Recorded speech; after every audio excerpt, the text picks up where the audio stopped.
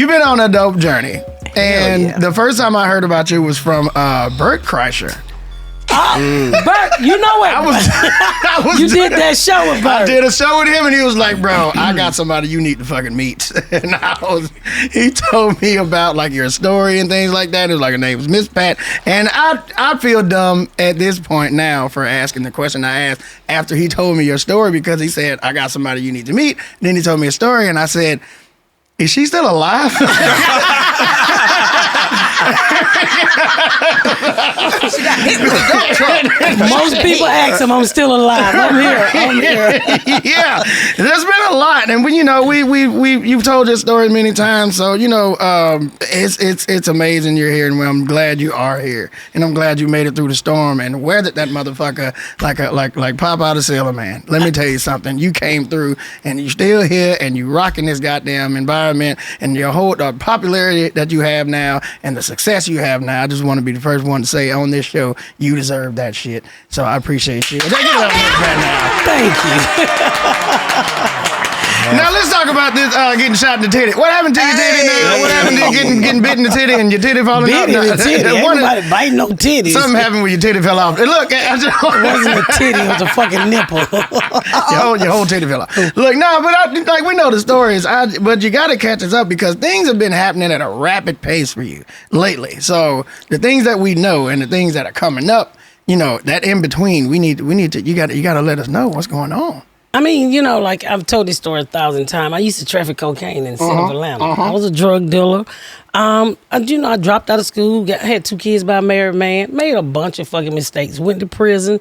And then when I got married, I discovered comedy, because I'm a convicted felon and I couldn't get no fucking job. Right. And I got tired of everybody like, go work at McDonald's. I'm like, or go work at Walmart. I said, I want to work a place where you can steal a lot of money, not a little money. Yeah. So, yeah. you can. Did you say steal? She did. Okay. Yeah. All right, I'm gonna let you finish. Stealing Happy Meal money. I was sick of that shit. It's not gonna work. So I had a caseworker told me I should get on stage, and I got on stage, and I was like, just tell your business for money? That ain't bad. It's not bad. And I just stuck with it. And, I've been in it 20 years, and I literally wrote one joke that sold a damn TV show. And it was, I have a set of Medicaid kids and a set of Blue Cross Blue Shield kids. And I wrote that bit, and I did Joe Rogan. Yeah. And Hollywood came knocking. Well, I did Mark Maron, and I wrote a memoir. And then it dropped with Joe Rogan and Mark Maron at the same time, and Hollywood came knocking. Crazy. And I wasn't expecting to sell a TV show. I just wanted fucking to sell tickets in a club. That TV show fucking jumped the hell off now. Yeah, well, you know what? At the time, I was opening for D-Ray. I was opening for Arnez J. I did a tour with Cat. So I'm just trying to say, okay, I'm making the $1,500. Ooh, if a bitch can get $5,000 a week, my husband will think this shit is real. And then one day I'm working with D-Ray, and he pulled me to the side, and he told me what his checks were, and I'll never forget that shit. I said, nigga, I won't this. And then when I worked with Cat, he would pay you in cash, and it would just be, I've last time I saw money like that, I was dealing drugs. Yeah. And he was like, what I owe you, ta. And I was like, this is what I want. Absolutely. And I said, I'm on a mission. And then I don't know how the fuck I ended up on the Joe Rogan and Bert Kreischer, the white side. Yeah, and they just wrapped their arms around me. And next thing you know, they're like, what the fuck? Who the fuck is Miss Pat? They love a good comeback story. They love the white people. They love the white people. They love that. You was a drug dealer, and now you doing what I do. Hell yeah, come on in. Let me hear it. I think because I was a girl too, and a lot of times women don't tell you things that they've been through other than rape and molestation. Yeah. I'm out here saying, nigga, I avoid checks. I got shot. Nigga, well, let's also keep in mind a lot of women don't do the shit you did.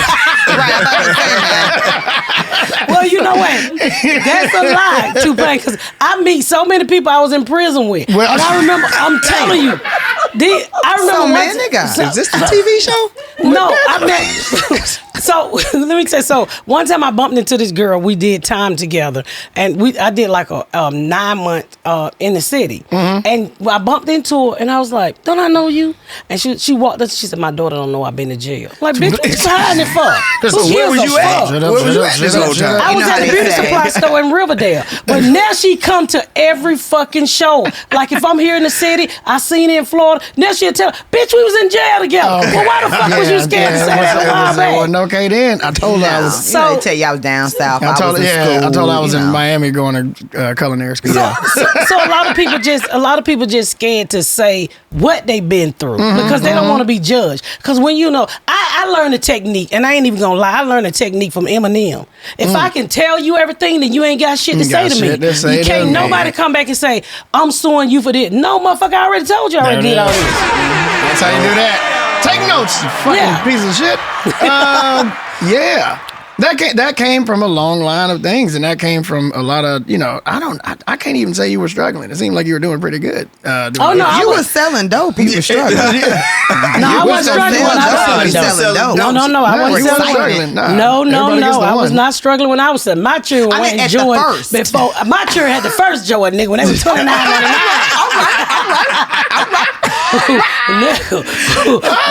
No. We was eating good. Yeah. I was eating Chick-fil-A before regular niggas were eating Chick-fil-A. You ain't from here, but black folks was scared to get in Chick-fil-A line at Greenbrier. That shit cost too much. But this shit, only the educated niggas were eating Chick-fil-A out of that fucking Greenbrier. And I was the only drug dealer in that fucking line. And have a college degree to go to Chick-fil-A like that. That's crazy. Yeah, that shit was too high. That's crazy. I just, hey, look, I mean, more power to the movement. Yeah, I love what you're doing. I love what you did. When I fucking started on your show and I hit that first episode, that transition on that fucking plane thing, that plane transition, I was like, oh, this is about to be fucking good. This shit got production value. This shit went into a whole different area. You know what I'm saying? It started out as like some stand up shit, and then it fucking flipped it to the second pilot. I was like, oh, this shit about to be crazy. Hulu shot the pilot because Hulu is Lee Daniel and Ron Howard show. So we sold it to Hulu because the co-creator, that was my third writer. So the co-creator said, y'all should let her go to streaming and let her curse. It's never been a cursing mom before. And it was like, what the fuck? And I was telling her, I was like, come here, Jordan, you don't want a big black woman cussing. He's like,